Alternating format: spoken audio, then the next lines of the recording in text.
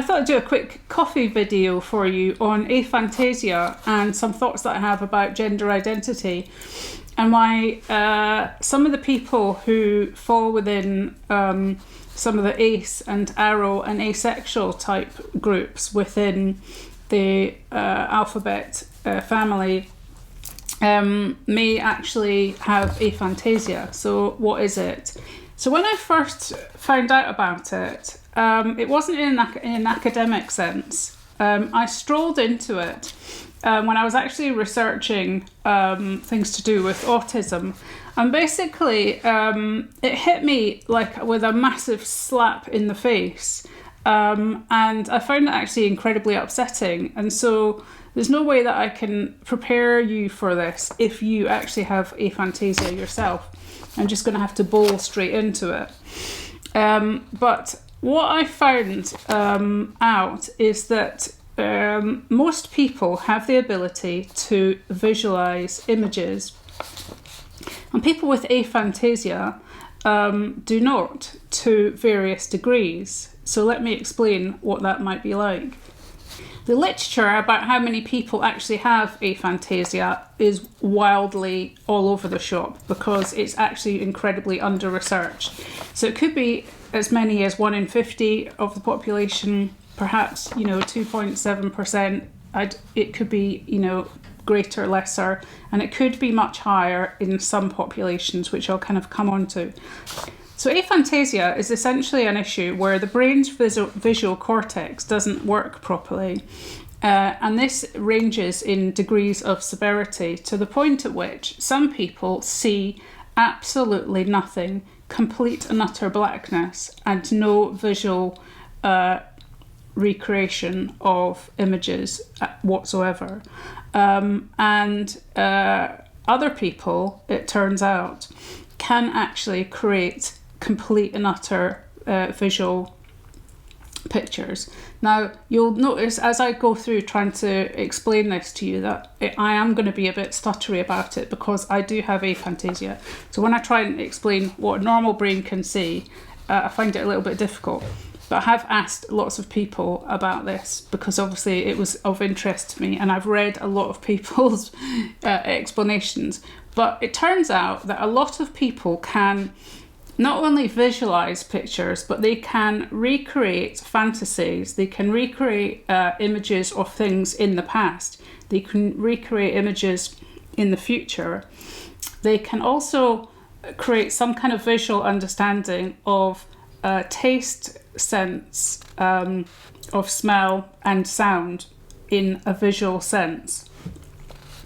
Now, why is this at all relevant? Well, it's like a complete and utter revelation that some people do not, manage to live their life and are missing out on this, pretty relevant experience.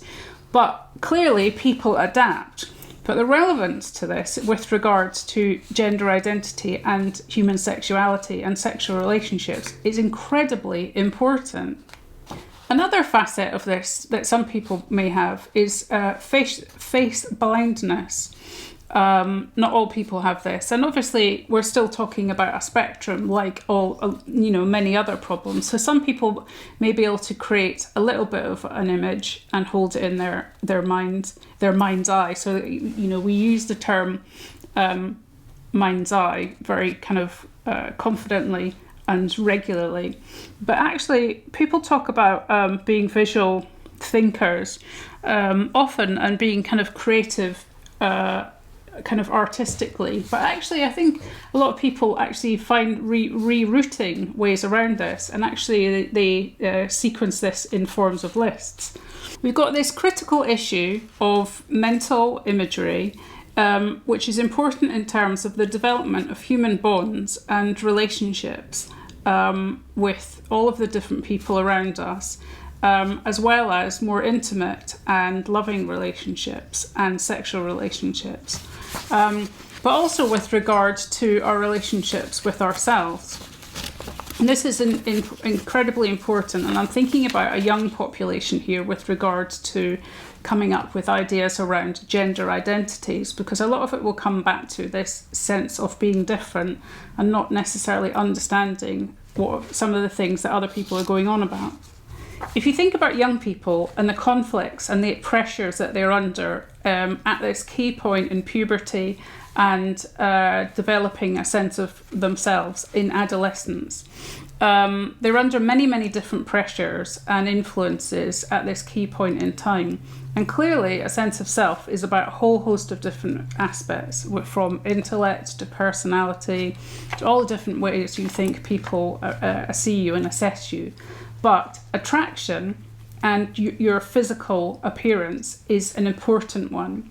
Now, there is definitely a dissonance where you can't actually hold a visual memory about what someone looks like from one moment to another, and that forms a disconnect, and that can lead to, I think, issues around who you are as a person, and questions around your and I hate the word gender because I find it very unnecessary, but for want of a useful term, gender, because of societal pressures around what you should look like and how you should address and come across. Because if you're not a visual person and you're not needing to check what your appearance, because you've not developed a visual requirement for that, you can find that other people doing it is incredibly odd obsession for them to have, but B, it leaves you with many different questions and feeling different and disconnected from that experience, and you will not necessarily know why you're not fitting into that, which is another reason why the non-binary or the kind of trans mask or another identity for women can also be a kind of, oh, I wonder if that's why I'm also different, because none of these things that other women and girls are doing, and obviously I'm just sort of speaking as a woman, resonate with me, because I'm not needing to do all of this kind of self-image stuff, because I don't hold images in my head. So you don't form the same connections around imagery or what you look like. So in the small amount of literature that is available, there is discussion about the issue of not having the same relationship with regards to body checking and unhappiness, because of which may be, relate to this kind of whole visual and sensory experience. So let's talk about sexual arousal, fantasies, porn, and all the nitty-gritty bits that people don't talk about without getting chucked off YouTube. So sexual arousal, fantasies. Okay, so fantasies are missing. There's the sexual arousal part can be a real problem, because obviously you're not creating a visual image.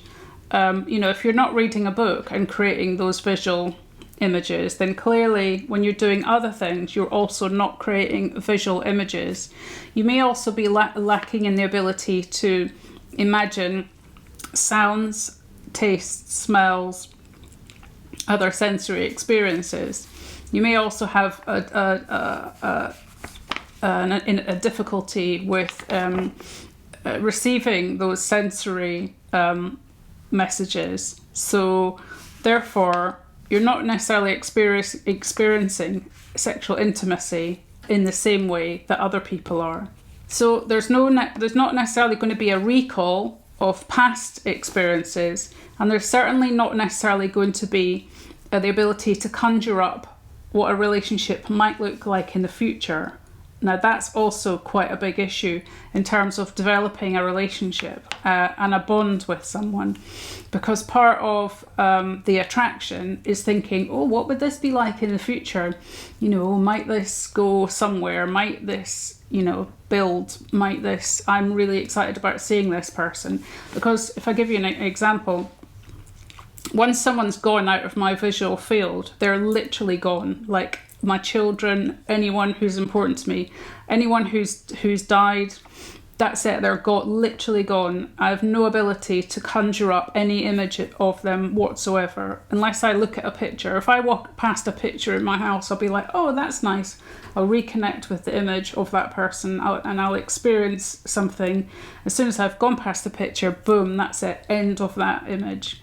So the only time I can interact with someone, say who's died, is if I actually see that, picture. So if you then think about that in terms of building an intimate relationship with someone, you can see then, if you start to think about people who perhaps are who are joining communities like ACE, Arrow, and I'll talk a little bit about what they are, then you could see maybe why they might do that. So what are all of these different types of communities? So we have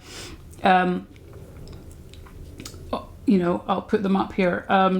So we have all of these different special identities, which basically are, as far as I can see, lots of different derivations of having some components of sexual attraction or not, having some forms of sexual relationships or not. But they all seem to be highlighting to me areas where there is some form of problematic bond formation.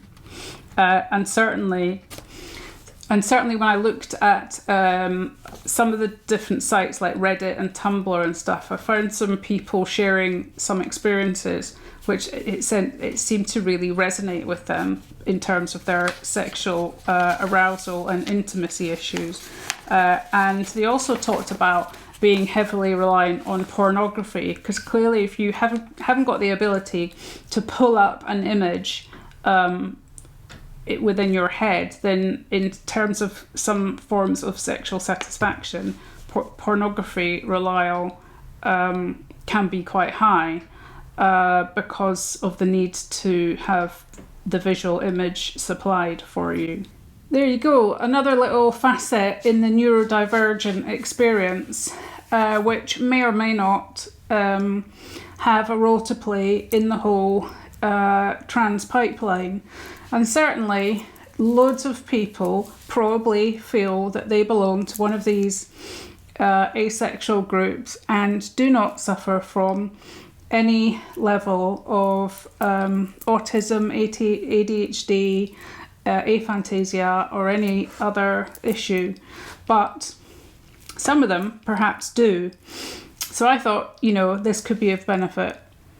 I'd certainly be interested in more work being done to explore this, to see if there's any value, because we do know that there's an extreme level of pornography being used, a real increase in people's dependency on that, and a lot of young people really struggling with issues around identity and trying to find a sense of belonging.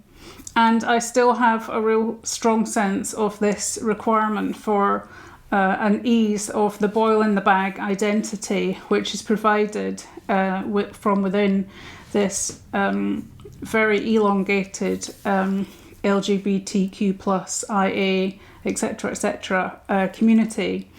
And certainly I think, if this was you, and you have strolled into this video and you think, oh my God, I actually do have aphantasia, I would say to you, I'm sorry, but you'll be okay, because you will remap and you will find your way around it, and your brain will just find new ways of being. And it is a bit shocking to find out that loads of people experience the world in different ways and you don't.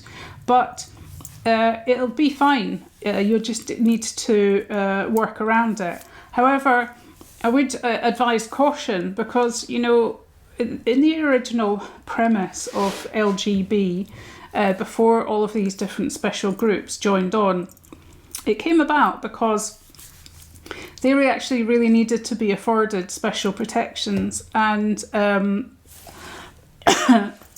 now we've got all of these different other people attaching themselves. And I don't really think that, personally speaking, I don't really think that a lot of them need to belong there and need to be joining it under this group of special protections. That's just my opinion.